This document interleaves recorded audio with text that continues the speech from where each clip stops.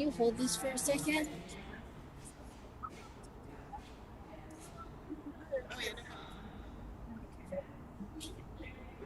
Oh, sorry.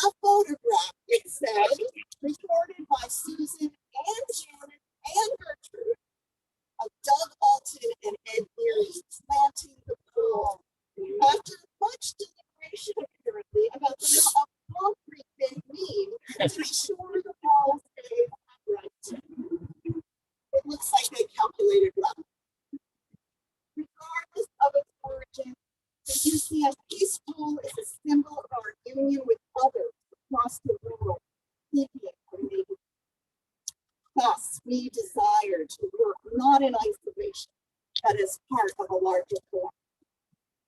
So let's now sing our rededication of the peaceful and our recommitment to working for peace. Singing together the song called I'll ask Abigail and the choir members to lead us into the great song. Circle around. Circle around for freedom.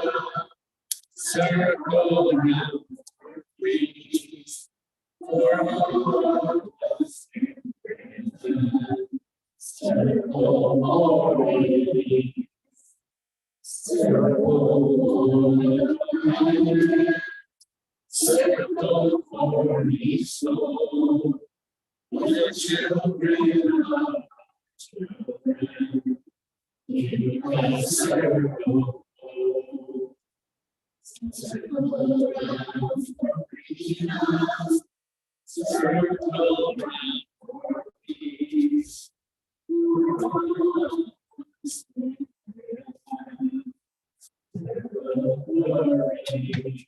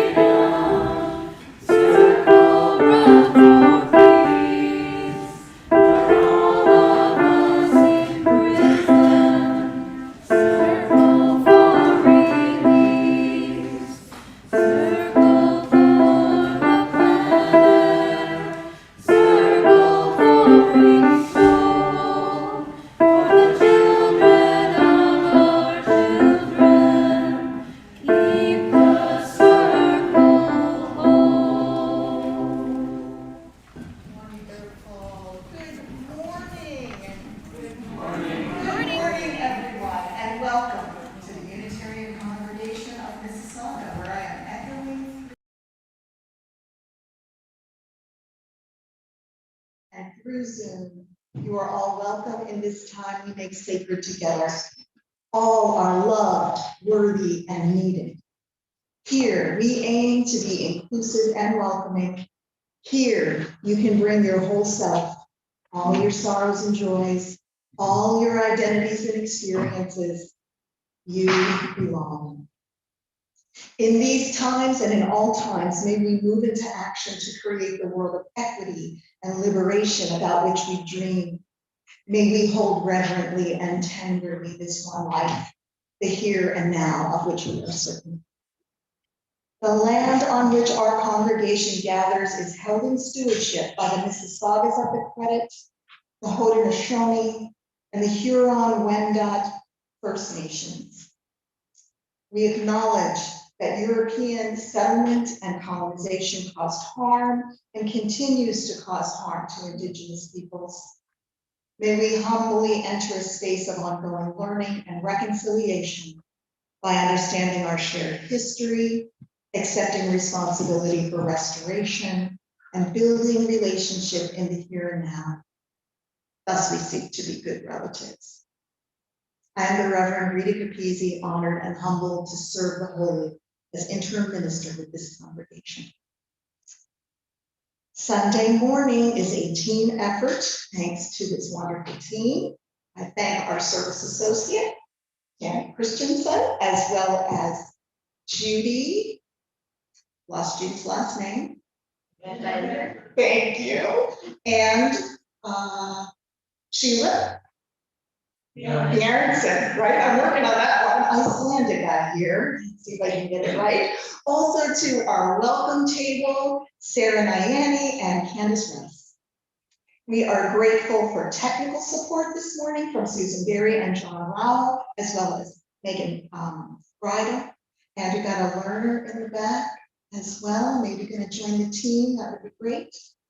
I want to thank also Jim Lowry for helping the setup.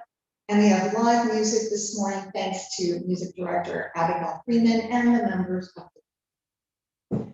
If you are new to the congregation, we are grateful you are expanding the we who is us. Let us know how to be in touch with you if that is something you would know. All are invited to join in fellowship hour after worship. Friendship hour, that's what you call it.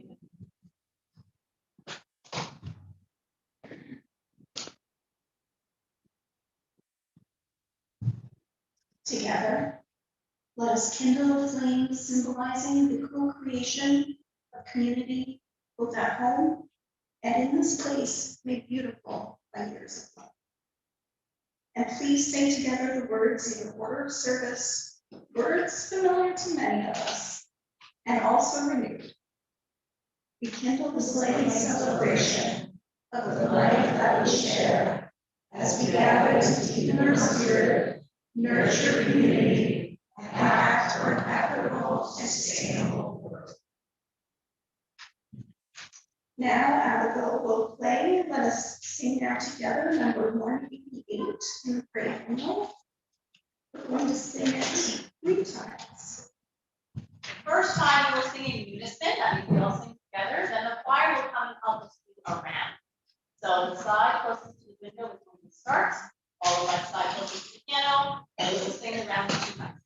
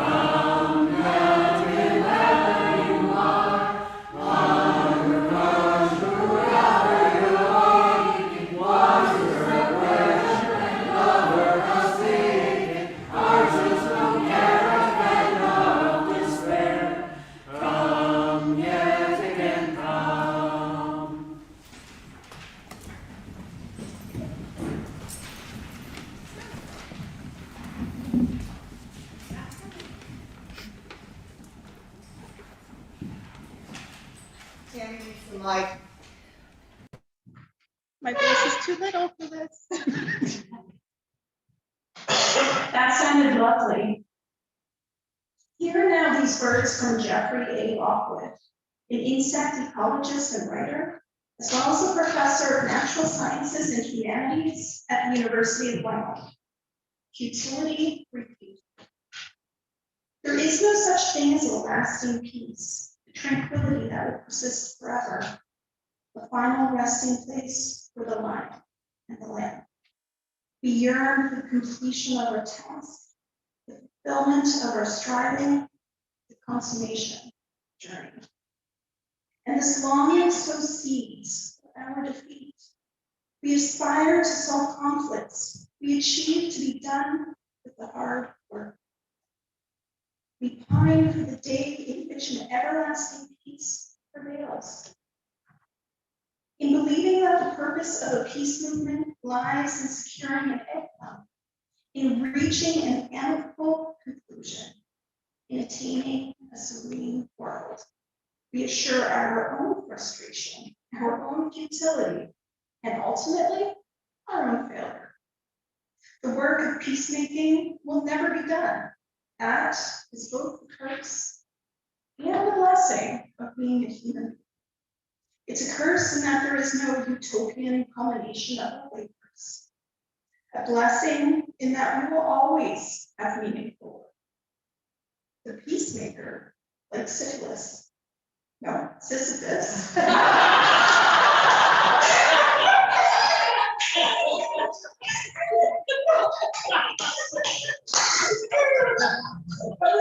Sunday call.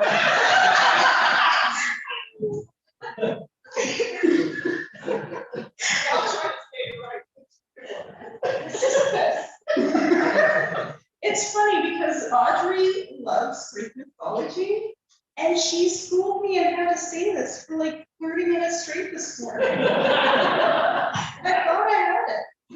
Overconfident. Whom the gods condemned to eternal life of shoving a boulder up a hill, only to see it roll back down again in an endless cycle of apparent futility. How could Sisyphus endure such a fate? I've asked my students, and their answers were revealing. Some students suppose that there is always hope, a hope that the gods will relent, that peace will finally come to Sisyphus and perhaps to us. A particularly creative student suggested that over time, the rolling of the boulder would erode the hill so that eventually the labor of Sisyphus would be complete. Maybe as we roll the boulder of peace in every generation, the hill of hate is worn down. But I believe that the most compelling answer came from those students who understood that a sense of futility comes from the belief that we rightfully expect to see fruit of our labors. We forget that virtue lies in the doing of good works, not always in the completion of our task. Maybe Sisyphus will never recover the graces of the gods. Maybe the hill will never be worn down. But if we can authentically and deeply engage in our labors, if we roll the boulder of peace because it's what we're called to do, if the measure of our work is its capacity to share who we are, we can go on mission. And if in the course of our labors, the hill of hate is eroded, that be a beautiful, a very beautiful thing. But as much as we hope that peacemaking will replace warmongering, as much as we hope to live at a critical point in human history, as much as we dream of the glorious conversion of society, we must understand that while epiphanies may change souls, they rarely change the world. To know what we can do, to understand what the world needs of us, we must look into the eyes of a brave soldier and a terrified child. But to sustain our work, we must look inside ourselves. There shall we find the understanding that the endless labor of life is not about changing the world, but about creating ourselves. We cannot make the world peaceful, but neither can the world make us hopeless.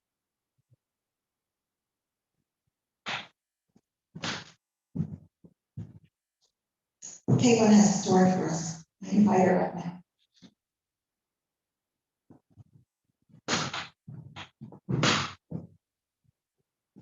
So our story for today is Can You Say Peace by Karen Katz. To all the children around the world, are peacemakers of the future. Today is Peace Day all around the world.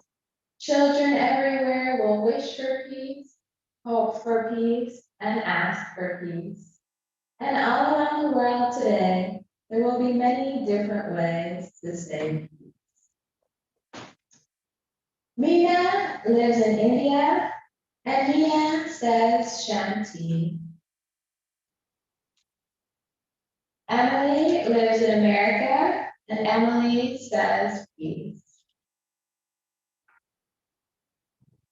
Kenji lives in Japan, and Kenji says Keiwa.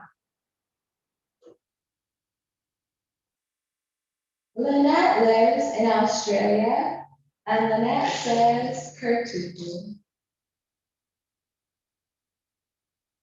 Carlos lives in Mexico, and Carlos says Ha. Hannah lives in Iran, and Hannah says Lula.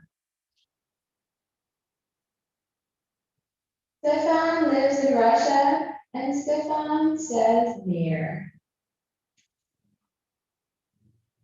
May lives in China, and May says hurricane. Claire lives in France, and Claire says hey. Sadiki lives in Ghana, and Sadiki says Gumjiji. Alona lives in Bolivia, and Alona says Moxa Kamania. And all around the world, children want to go to school, to walk in their towns and cities, to play outside, and to share food with their families. They want to do all these things and feel safe. No matter how we say it, we all want peace. Can you say peace?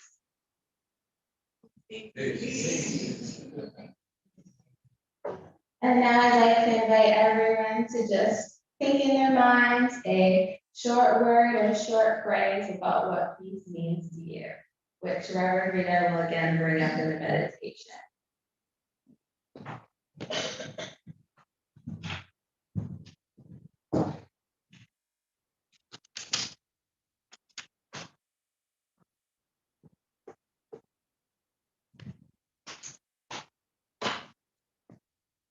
In the words of May Sarton, return to the most human.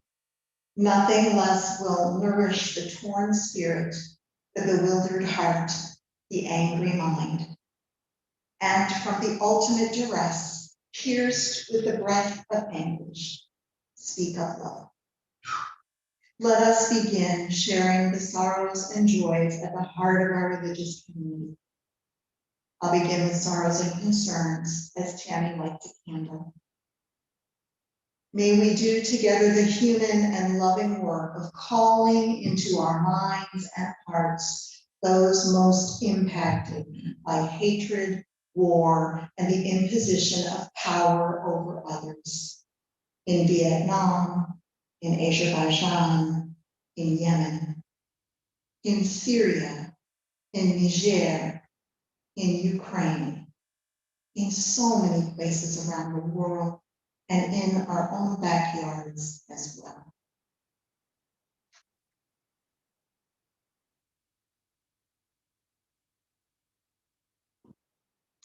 And life is made of joy also. So as Tammy lights a candle, let us do the human and loving work of celebrating joy. I wish Tana Shova a Happy New Year to our Jewish siblings. Tonight, the last night of celebration, before moving on to Yom Kippur, the Day of Atonement, next Sunday. Shana Tova to all who celebrate. There's a joy from Judy and a celebration. Happy birthday to my mother, who turns 98 today. That's a beautiful day, Judy. Thank you for sharing that with us. We share your joy. And this is from Colleen. The joy of a wonderful, anxiety-free return to school for both Thomas and Claire. That is a mercy and a beauty. Thank you for sharing that with us. For all the sorrows and joys we hold silently in our hearts and minds today, we take a breath together. Our presence with each other, a solace and a sharing. And I now invite you into a time of prayer, reflection, and meditation. Settle into your mind and your body as it is in this moment. Close your eyes or simply soften your gaze. Bring gentle awareness to those parts of you that hurt. Follow your breath, knowing you are not alone in your pain, no matter its nature. We breathe together into this time of witness and compassion. Open your heart to the spirit of connection. Spirit of life and love, holy mystery beyond our knowing and understanding. We are a peace-seeking and a peace-making people. And to sustain our work, we look inside ourselves.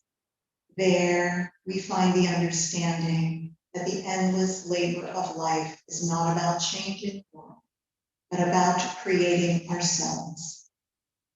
We cannot make the world peaceful, but neither can the world make us hopeless.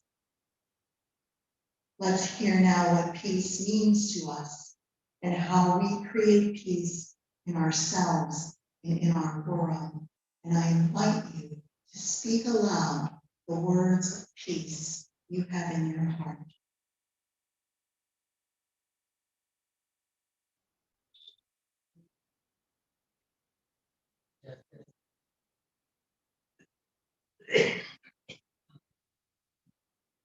Love.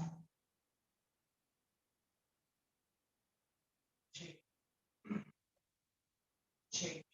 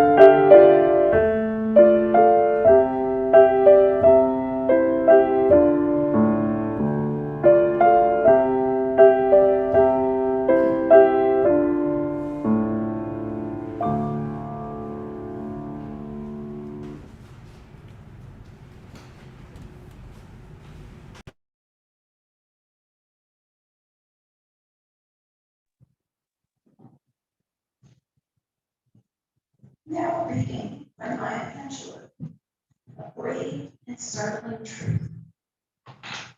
We, this people, on a small and lonely planet, traveling through casual space, past blue stars, across the waves of different suns, to a destination where all signs tell us it is possible and imperative that we learn. A brave and startling truth. And when we come to it, to the day of peacemaking, when we release our fingers from fists of hostility and allow the pure air to cool our palms.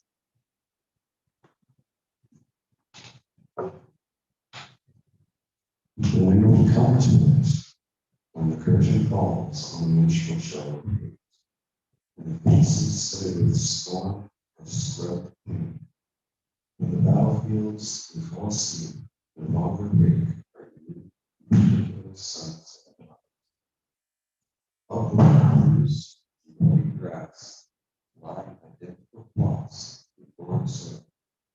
When the rapacious storming of the churches, the screaming racket in the temples have ceased, when the pennants are waving gate gathered, when the banners of the world tremble, stoutly in the good, clean breeze. When we come to it, when we let the rifles fall from our shoulders, when the children dress their dolls in flags of truce, when landmines of death have been removed, and the aged can walk in evenings of peace, when religious ritual is not perfumed by the incense of burning flesh, and childhood dreams are not kicked away by nightmares of abuse. When we come to it, then we will confess that not the pyramids with their stones set in mysterious perfection, nor the gardens of Babylon hanging as eternal beauty in our collective memory, not the Grand Canyon kindled into delicious color by western sunset, nor the Danube flowing its blue soul into Europe, not the sacred peak of Mount Fuji stretching to the rising sun, neither Father Amazon nor Mother Mississippi, who, without favor, nurture all creatures in the depths and on the shore. These are not the only wonders of the world. When we come to it, we, this people, on this minuscule and kithless globe, who reach daily for the bomb, the blade, and the dagger, yet who petition in the dark for tokens of peace. We, this people, on this moat of matter, in whose mouths abide cankerous words, which challenge our very existence, yet out of those same mouths come songs of such exquisite sweetness that the heart falters in its labor and the body is quieted into awe. We, this people on this small and drifting planet, whose hands can strike with such abandon that in a twinkling life is sapped from the living, yet those same hands can touch with such healing, irresistible tenderness that the haughty neck is happy to bow and the proud back is glad to bend. Out of such chaos, out of such contradiction, we learn that we are neither devils nor divines. When we come to it, we, this people on this wayward floating body, created on this earth, of this earth, a climate where every man and every woman and every person can live freely, without sanctimonious piety, without crippling fear. When we come to it, we must confess that we are the possible. We are the miraculous, the true wonder of this world.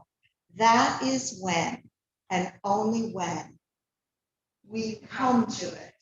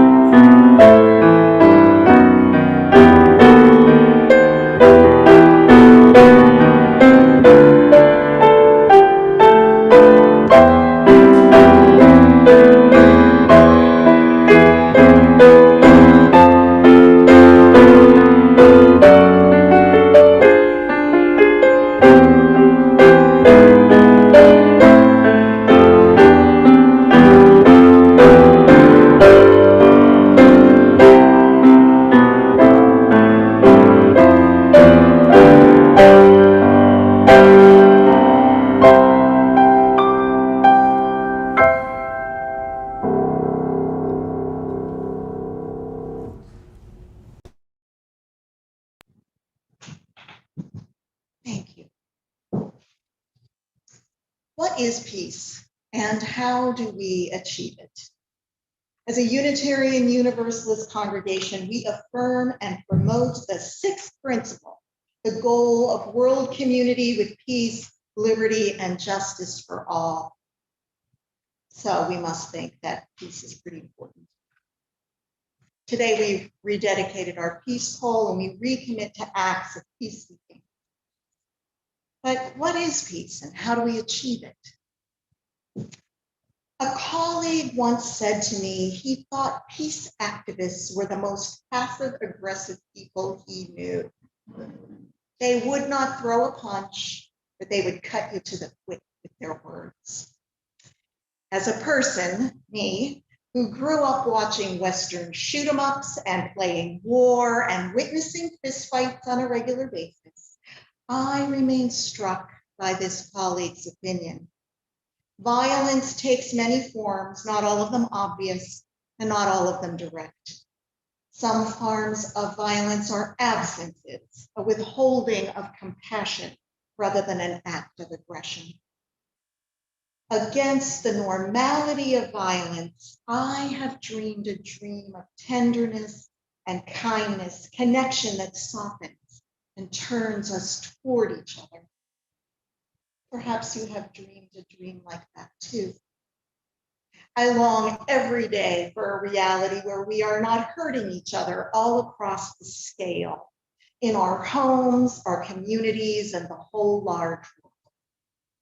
And though I don't normally throw punches or draw a weapon, normally, inner peace hasn't followed my longing. Sweetness and light have not broken out in my spirit, despite meditation and reducing my intake of violent media. Perhaps you have felt something like this as you said some words in traffic or under your breath in the supermarket or shouted at another person. For my part, I think it is not necessarily a failure of character or will.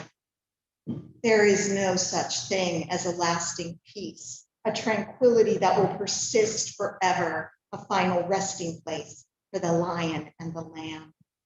It is work, ongoing work, not a checklist, one and done. It's a virtue, not an endpoint. Peace. The work of peacemaking will never be done. That is the curse and the blessing of being human. Buddhist master Thich Nhat Hanh teaches us when you look deeply into your anger, you will see that the person you call your enemy is also suffering. As soon as you see that, the capacity of accepting and having compassion for them is there. If anger is a form of violence and also a sign of suffering, then it is very wise indeed to recognize the violence and the suffering mutually, to see it in ourselves as well as in each other. If we learn to cultivate compassion for ourselves, we can in turn cultivate compassion for others who are so like us. Rather than be carried off by waves of worry, we might instead start to notice more the here and now. Spend more time with ourselves, knowing more deeply our loves and longings, connecting with other selves and with nature, connecting with the wonder that is the true reality and the mystery of living. The love and light inside of us sustains us and can be shared. Peace in oneself is to offer peace to all others in this time, in our time. Such practice is so important for taking care of our one precious life. And such practice is not enough, for we live in the world, and the world is full of woe. And because of our total interdependence, that woe is inside us too. We are not angry and anxious and ill because we have not meditated sufficiently on ourselves. We are angry and anxious and ill because our interdependence is not sufficiently recognized. We are impacted by the harm and the oppression and the injustice that is perpetrated upon some of us more directly than others, but impacting all of us nonetheless. Unless we recognize that we internalize the pain of the world, we have little incentive to try to change what must be changed, to transform what is possible to transform. Peace does not exist on its own in a desire expressed in a principle. Peace goes hand in hand with liberty and justice for all, everywhere, including in ourselves. And it is a brave and startling truth. When we come to it, we, this people, on this minuscule and kitless globe, who reach daily for the bomb, the blade, the dagger, yet who petition in the dark for tokens of peace, we, this people, on this mote of matter, in whose mouths abide cankerous words, which challenge our very existence, yet out of those same mouths come songs of such exquisite sweetness that the heart falters in its labor and the body is quieted with awe. It is a brave and startling truth that we are the miraculous, the true wonder of this world. That is when, and only when, we come to it. Will we come to it? There we shall find the understanding that the endless labor of life is not about changing the world, but about creating ourselves in the world. We cannot make the world peaceful, but neither can the world make us hopeless. So let us know peace. Let us teach peace. Let us be peace. Peace is not simply the absence of violence. Peace is a recognition that we have let human differences turn us against each other, and we need to turn back toward each other. For it is we who are the source of discord, we who are the source of conflict, we who are the source of war and earthly devastation. And it is we, only and always we, who are also capable of creating peace by seeking reconciliation, by seeking atonement for leaving out what is best for all, by seeking forgiveness and making amends. A state of peace is always a working for peace between ourselves, among each other, within each of us, all across this earth, our home. Our children are watching us. They learn from what we do. May we all do in ways that lead our children to seek peace, justice, and equality for themselves and each other all the days of their lives.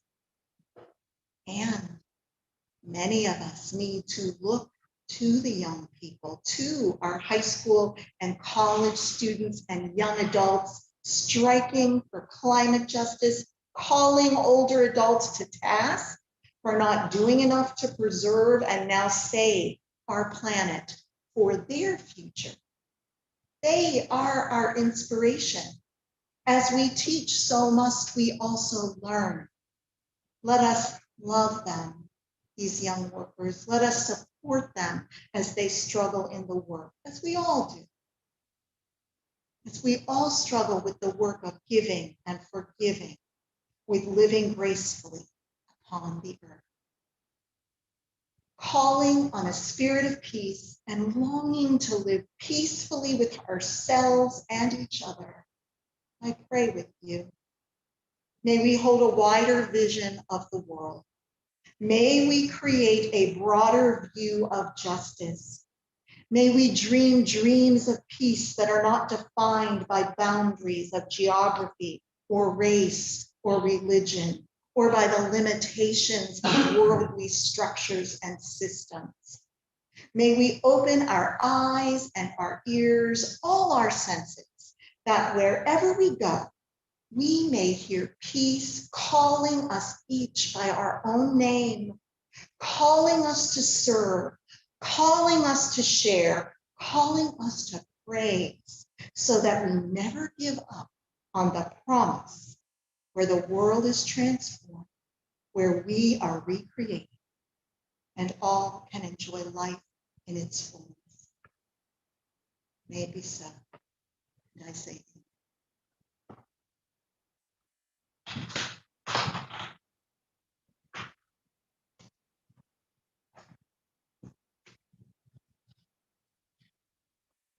Wow. The focus on we was making me think of the concept of there is no us versus them. It is just we. Lovely. Okay, now we get into notifications about the life of this congregation on Sunday mornings. I'm hoping you guys can hear me. If you can, like this, if you can't. Yeah, I need some mic help. Can you hear me now? Okay. So, time for some information and notifications of the life of this congregation beyond Sunday mornings. If you're looking at the back of your order of service, there's some notices here.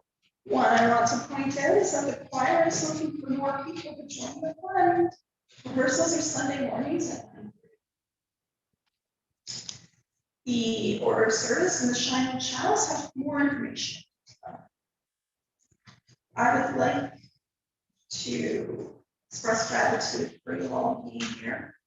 And if you would like to express gratitude for the congregation by giving information, there's either a bowl at the back of the Great Hall, or if you go to our website, which is listed on the order of service, there's information on how to make donations.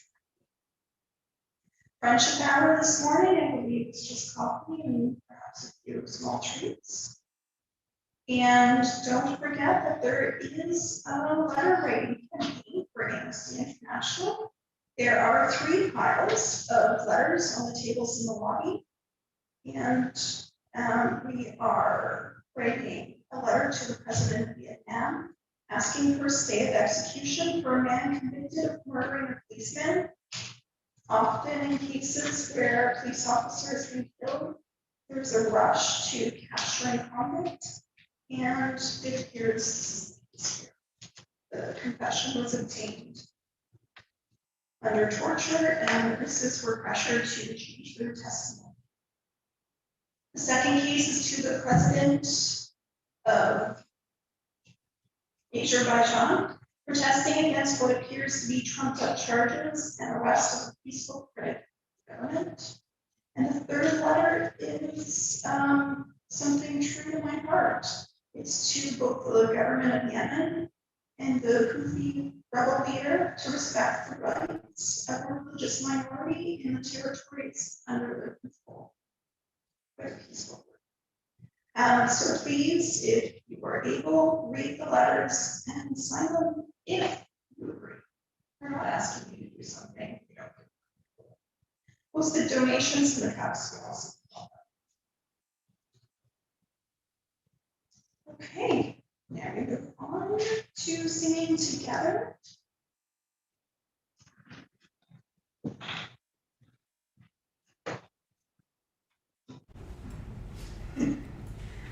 So we're going to sing together number 168 in the great hymnal.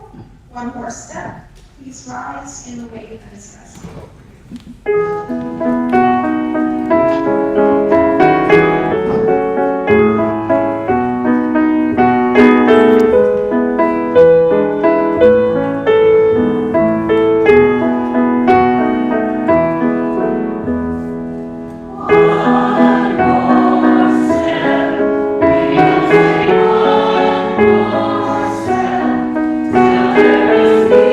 For us and everyone.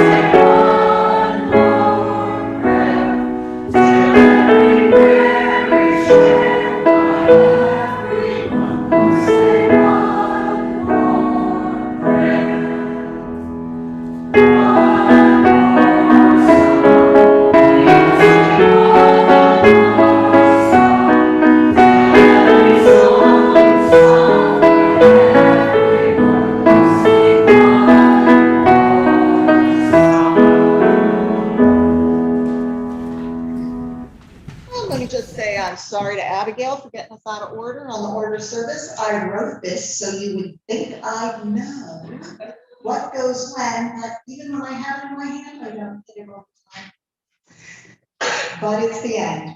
As we conclude our time of worship this morning, let us make a promise that we will remain committed to sustained and robust relationship with each other, to the vision of our faith community, to the values of Unitarian Universalism, and to the interdependent web holding us all. As Tammy extinguishes the sanctuary chalice, please say together the unison words in our order of service.